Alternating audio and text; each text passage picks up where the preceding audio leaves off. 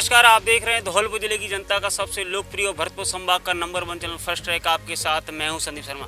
चुनावी यात्रा के दौरान आज हम बाड़ी क्षेत्र में पहुंचे हैं। यहाँ बाड़ी से बसपा के प्रत्याशी पूर्व विधायक जसवंत सिंह गुर्जर जी हमारे साथ हैं, उनसे हम बात करेंगे। जसवंत जी, पहले तो आपको बहुत बहुत स्वागत है। थैंक यू, धन्यवाद। आप चुनावी समर में उतरे हैं, किन मुद्दों पर चुनाव लड़ रहे हैं?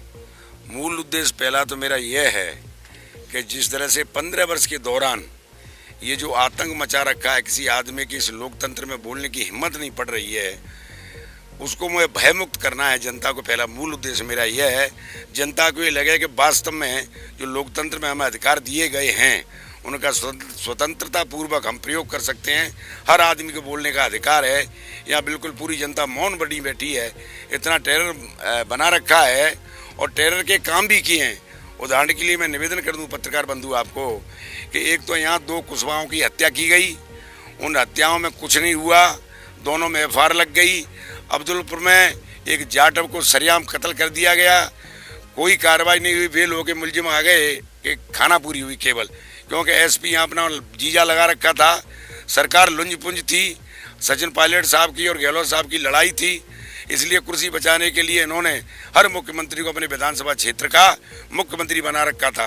मैंने पहली बार देखा है कि एमएलए के कहने से एसपी लगना, एमएलए के कहने से कलेक्टर लगना, एमएलए के कहने से डीएसपी लगना, प्रत्येक थाने में थानेदार लगना।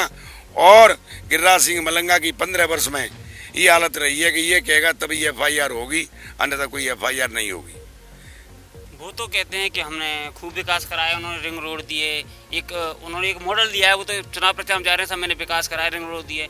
आप भी पूर्व में विधायक रहे, आपका क्या मॉडल है? आपने क्या क्या दिया क्षेत्र को? देखिए, मेरे टाइम में सरकार कांग्रेस की थी तो सरकार से तो कोई उम्मीद नहीं थी और पैसे भी मात्र 60 लाख रुपए मिलते थे। तो 60 लाख में जो भी मैंने काम कराए हैं, मैंने एक पुस्तक तैयार की थी और उसमें कम से कम 20,000 कॉपियाँ मैंने पूरे क्षेत्र को बांटी।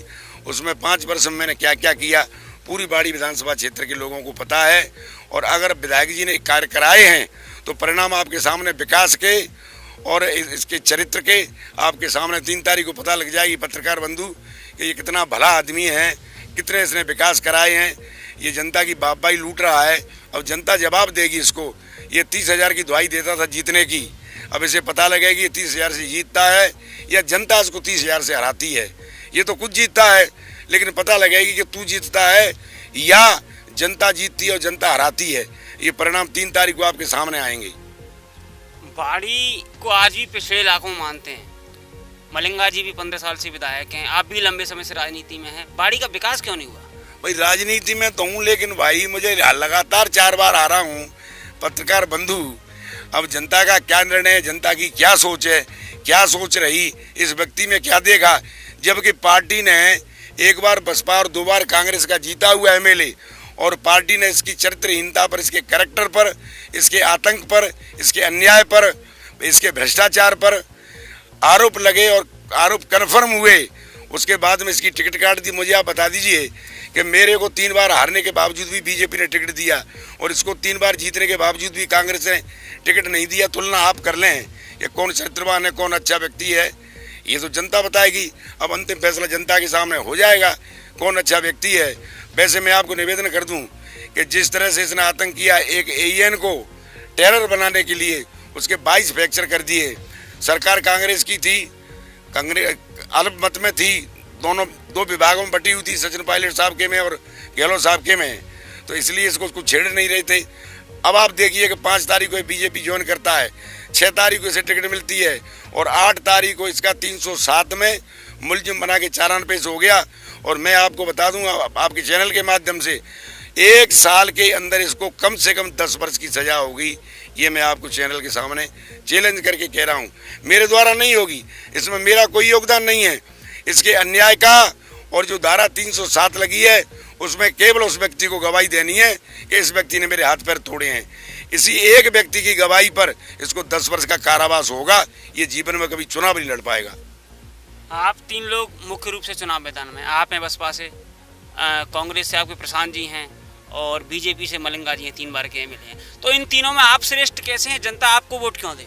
देखिए, मैं श्रेष्ठ नहीं हूँ। अब जनता तुलना कर रही है कि जो व्यक्ति बसपा से आया और कांग्रेस में चला गया और ये इसी बीजेपी के झंडे की अवज्ञा करता था, उसकी बुराई करता था। बीजेपी से मुसलमानों को कहता था तुम्हें देश निकाला दे देगी, बाड़ी में शांति नहीं रह पाएगी, बाड़ी में तुम सुरक्षित नहीं रह पाओगे, बीजेपी आ गई तो। अब मुसलमान पूरा रूठा पड़ा है, बोला कल तक तो तू इस झंडा की अवज्ञा करता था, कल तो तू हत्यारा बताता था बीजेपी को, कल तक कहता था मुसलमान के विरोधी है, अब तू किस मुंह से उन पर वोट मांगने जाएगा। मुसलमान लामबंद हो गए हैं, टेरर बना रखा है, इसके मुंह पर नहीं कहते हैं मुसलमान, इसको कोई वोट नहीं देगा। मेरी बात नोट कर लो, मैं आपको खुले रूप से बता रहा हूँ कि ब्राह्मणों की अगर आप बात करें तो ब्राह्मणों के खिलाफ तीन ब्राह्मण सरपंची का चुनाव लड़े, तीनों के खिलाफ इसके सजा दिए भाई चुनाव लड़े, उसने प्रचार किया। और आप बदमाशी की बात करो तो खिदरपुर वालों के घर में, ब्राह्मणों के घर में घुस के और उनकी औरतों तक को पीटा है, ये एक एक व्यक्ति को पता है। और अब ब्राह्मणों की दुहाई देता है, कैसे ब्राह्मण इसके साथ लगेंगे मैं समझ नहीं पा रहा हूँ। कुछ जो लोग फायदा उठा रहे हैं, 2 4 5 लोग, केवल ब्राह्मण वही हैं, बाकी ब्राह्मणों के मन में पीड़ा है। और ब्राह्मण इसको अंदर खाने इसको जवाब देंगे कि तेने जो हमारे साथ अन्याय किए हैं वो वोट की चोट से बिना मुंह से कुछ कहे हुए जवाब देंगे और उसके परिणाम आपके सामने आएंगे। ये भारी बहुमत से हारने की स्थिति में जा रहा है। आपकी जीत का आधार क्या है? मेरी जीत का आधार यह है कि पिछले 15 क्या 20 वर्ष से ये आदमी लगातार 4 बार हारने के बावजूद भी यही एक ऐसा व्यक्ति है जो इसके खिलाफ बोल पाता है, इसके खिलाफ पीसी करता है, प्रेस कॉन्फ्रेंस करता है, इसके खिलाफ हर जगह आवाज़ उठाता है, दूसरे किसी व्यक्ति की हिम्मत नहीं पड़ती है। और 4 बार के बावजूद भी मुझे लगातार जो जनता ने चारों चुनावों में जिताने की पोजीशन पहुंचाया, और उनको कैसे मैं छोड़ के भागता, भले मैं 4 बार हार गया हूं, लेकिन जनता ने तो पूरे प्रयास करी, पूरे एफर्ट्स किए। अब भी मेरे को 60,000 से ज़्यादा वोट दिए, भला मैं उनको छोड़ के कैसे जाता? उनकी मदद कौन करता? अगर मैं घर बैठ जाता तो वो क्या कहते कि इस आदमी को हमने क्या सोच के वोट दिए थे। मेरे प्रतिपक्ष के नाते से मुझे जो करना है मैंने वो किया और पूरी इसकी खिलाफत की। इसने जो लूट की उसकी मैंने हर बार कही, लेकिन कांग्रेस के कानों में जूं नहीं रेंग रही थी, क्योंकि उन्हें पता है कि अगर हमने कोई इंक्वायरी करा दी तो निश्चित तौर पर ये भाग जाएगा और हमें कुर्सी गंवानी पड़ेगी गहलोत साहब को। आपने भी पार्टी चेंज की, आप बीजेपी से बसपा में आए, ऐसा क्यों? मैंने चेंज नहीं की, मैं आपको जानकारी दे दूं, मैं तो अंतिम समय तक प्रतीक्षा कर रहा था, पर उन्होंने सोची ये लगातार 4 बार हार गया है तो किसी और को आजमाए। अब ये उनका जो कदम रहा, किसी और को पार्टी के व्यक्ति को देते तो और बात थी, पार्टी की विचारधारा वाले को तो और बात थी, लेकिन जो व्यक्ति सामने अब तक फाइट करता आया है, बीजेपी के कार्यकर्ताओं को पीटता रहा है, उन पर झूठे मुकदमा लगाता रहा है, बीजेपी पार्टी दिखाने के लिए इसके साथ है। कोई भी व्यक्ति दिल से साथ लगा नहीं हुआ है, और सबके सब वक्त पे आने पे बताएंगे कि बीजेपी में आने के तुझे क्या नतीजे हासिल होते हैं। कोई ऐसी बात जो हम सवाल के रूप में नहीं पूछ पाए हैं और आप जन जन तक वो बात पहुंचाना चाहते हो, घर घर तक पहुंचाना चाहते हो? फर्स्ट ट्रैक दौलत बिजली के हर गांव में, हर घर में, हर परिवार में देखा जाता है, तो आप वो बात करें। देखिए, मेरा एक ही उद्देश्य है कि लोकतंत्र में जब हमने बोलने का अधिकार दिया है, जो टेरर बना रखा कोई बोलता नहीं है, उस लोकतंत्र को के मूल अधिकारों को निभाने के लिए मैं इसका आतंक खत्म करना पहला उद्देश्य है। उसके बाद बाड़ी का विकास, मुझे जो भी दायित्व मिलता है, जनता अगर मुझे जिताती है, जनता माता अगर मुझे ये समझती है कि लगातार 4 बार ये व्यक्ति हार गया है, इसे एक बार तो मौका दो, तो मैं दावे के साथ कह रहा हूँ आपको कि जो भी मैं कर सकता हूँ बाड़ी विधानसभा क्षेत्र की जनता के लिए, जिन्होंने मुझे भरपूर प्यार दिया, भरपूर सम्मान दिया, भरपूर वोट दिए हैं, हार गया तो वो अलग बात है, तो मैं जो कर सकता हूँ जनता के लिए निश्चित तौर पर करूँगा। आपकी क्या योजना है? अगर जनता आपको जिताती है तो क्या करोगे? कोई आपने विकास का प्लान तो बनाया हो, मैं ये करूँगा? मैं क्या आपको बताऊं, पूरा नर्क पड़ा है जो मैं अपने समय में छोड़ गया था, एज इट इज पड़ा है। इसने केवल अपने स्वार्थ के लिए काम कराए। उदाहरण के लिए इसने बाईपास बनाया, बाईपास में इसने खुद ने अपनी ज़मीन खरीदी, अपने चहेतों की ज़मीन खरीदी और वहीं से बाईपास सांप की तरह निकाला, सांप सीढ़ी की तरह। बाईपास का मतलब क्या है? रिंग रोड कहते हैं। रिंग का मतलब वो है अंगूठी की तरह गोल होना चाहिए। इसने तो सांप सीढ़ी की तरह बना के और अपने अपने खेतों में बड़ा मुआवजा लेके पेड़ दिखा दिए इन्होंने, जबकि एक पेड़ भी पौधा भी नहीं लगा है, और पेड़ लगा के एक पेड़ के इन्होंने 2-2 लाख रुपए लिए। हर खेत में ट्यूबवेल दिखा दिए, वहाँ मौके पर कुछ नहीं था, और प्रशासन से मिलके और लुंजपुंज सरकार का फायदा उठाया और कई करोड़ों की तादाद में इसने पैसा कमाया, जिसका वो प्रतिदिन प्रयोग कर रहा है। लेकिन प्रशासन मूक बना बैठा है, गली गली में पैसा बांट रहा है, गली गली में और हर पंचायत में पैसा बांट रहा है। एक ENM है, मैं आपके चैनल के माध्यम से कहना चाहता हूँ, बबली ENM है सैपू की, वो खुद गाड़ी में पैसा लेके जाती है। और ये क्या नाम है, महिला बाल विकास और आंगनबाड़ी, इन महिलाओं को वो पैसे दे रही है। मैं कलेक्टर साहब से निवेदन करना चाहूँगा, जो मुख्य निर्वाचन अधिकारी है जिले के, कि इसका पता करें। बबली ANM वो पैसा आज की तारीख में बांट रही है और कई सरकारी कर्मचारी बांट रहे हैं। एक ज्ञान सिंह या ज्ञानेंद्र है, कंपाउंडर है वहाँ का खानपुर का, वो पैसे बांट रहा है रात को जाके। प्रशासन देखे और प्रशासन इनको या तो जिला बदर करे, नहीं तो इनको अपने हेडक्वार्टर पर बुला ले।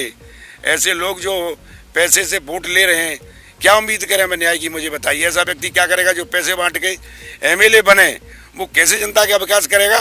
वो तो ये कहेगा मैंने पैसे दे के आपसे वोट लिए हैं, किस बात का विकास, किस बात की तुम्हारी मदद करूं?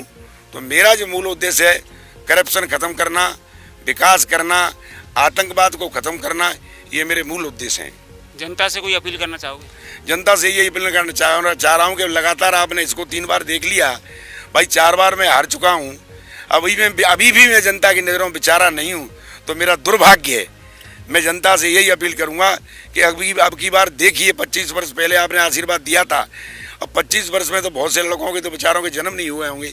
अब 18 साल के बच्चे को वोट देने का अधिकार है, तो कई दसियों हजार लड़कों के तो जन्म नहीं होंगे। उन बेचारों को क्या पता लगेगा कि आखिर ये आदमी का चरित्र कैसा है, क्या चाहता है, क्या इसका उद्देश्य है, क्या वास्तव में ये जनता का हितैषी है। जब तक मुझे चांस नहीं देंगे तो मैं कैसे जो है इस जनता का एहसान चुका पाऊंगा।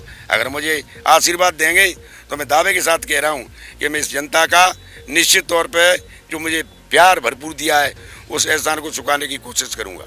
बहुत बहुत धन्यवाद जनार्दन जी, आपने इतने कीमती समय में से चुनाव प्रचार में रोक के हमको इंटरव्यू दिया।